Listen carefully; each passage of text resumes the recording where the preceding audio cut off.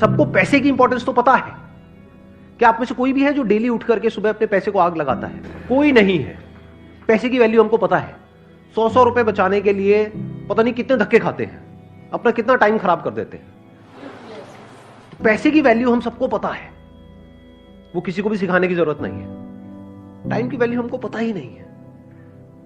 क्यों नहीं पता है? क्योंकि हमारी विजन बहुत ही शॉर्ट टर्म है।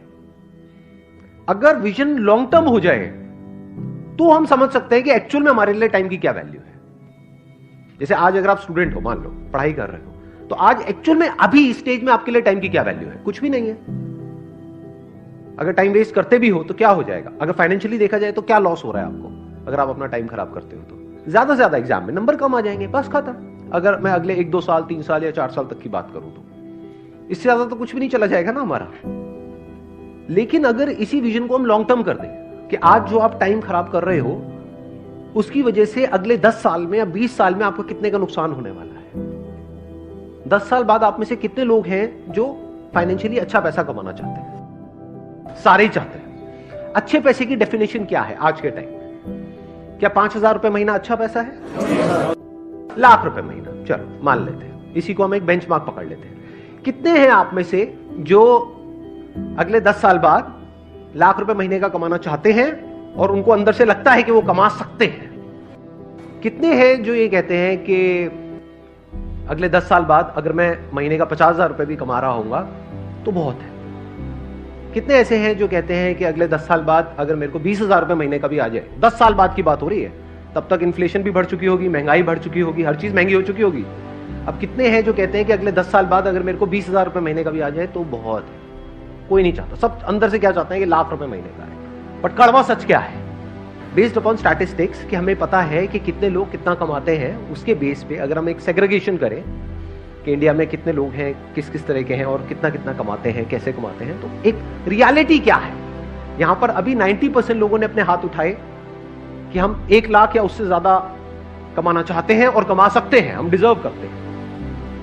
बट क्या एक्चुअल में 90% लोग 10 साल बाद लाख रुपए महीने का कमा रहे होंगे? रियलिटी क्या है कि यहां पर जितने लोग बैठे हैं उसमें से 90% ने अपने हाथ ऊपर करे थे कि वो 1 लाख रुपए कमा रहे होंगे। रियलिटी क्या है? 10 से 20% ऐसे लोग होंगे जिनका ये ड्रीम अचीव होगा, ड्रीम पूरा होगा, बाकियों का ये सपना ही रह जाएगा। जो डिजर्व करेगा वो आएगा। अब डिजर्विंग कैसे बनते हो आप? क्या एकदम से बन जाते हो, ओवरनाइट बन जाते हो कि रात को सोए और सुबह उठे एकदम से डिजर्विंग हो गए? ऐसा होता है? कैसे बनते हैं डिजर्विंग?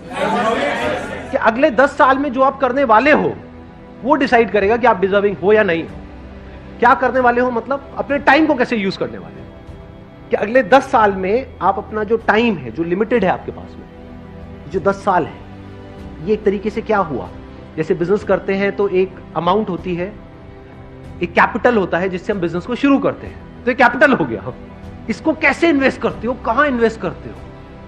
स्मार्टली करते हो, वाइजली करते हो, या बेवकूफों की तरह करते हो, या इसको वेस्ट करते हो? समझना ध्यान से, ऐसे बिजनेस में नहीं होता कि जो कैपिटल है उसको अगर ढंग से समझदारी से इन्वेस्ट किया जाए, प्रॉपर ब्रेक डाउन करके कि इतना पैसा इसमें लगाना है, इतना प्रोडक्ट में लगाना है, इतना मार्केटिंग में लगाना है, इतना डिस्ट्रीब्यूशन में लगाना है।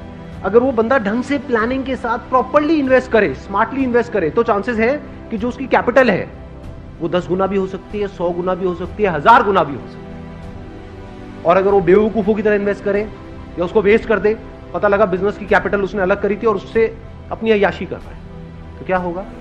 0। ऐसे ही टाइम के साथ कि जो 10 साल है ये आपकी कैपिटल हो गई एक तरीके से। इसको आप कैसे इन्वेस्ट करने वाले हो, इसको आप कैसे यूज करने वाले हो, ये डिसाइड करेगा कि आप उस 20% में आओगे या नहीं आओगे। जिसने भी लाइफ में कुछ भी ढंग का किया है उसको ये कैलकुलेशन समझ आती है। वो क्या है? उसके लिए टाइम की वैल्यू पैसे की वैल्यू से बहुत ज्यादा है। क्योंकि अगर पैसा चला भी जाता है तो टाइम से आप वापस से पैसे को अर्न कर सकते हो, लेकिन अगर टाइम चला गया तो कितना भी पैसा खर्च कर लो, जो टाइम गया सो गया, वो वापस नहीं आने वाला।